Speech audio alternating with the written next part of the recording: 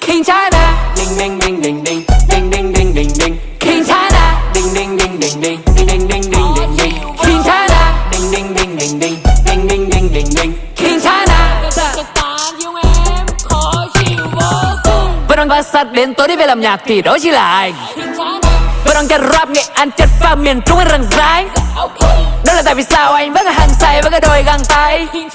Vì chứng minh cho thấy là cái thằng đi đến từ một bàn tay vẫn có thể làm được không phải ăn mày. Thấy tên IDV on, tươi như là ly bia ngon. Bố mẹ anh vui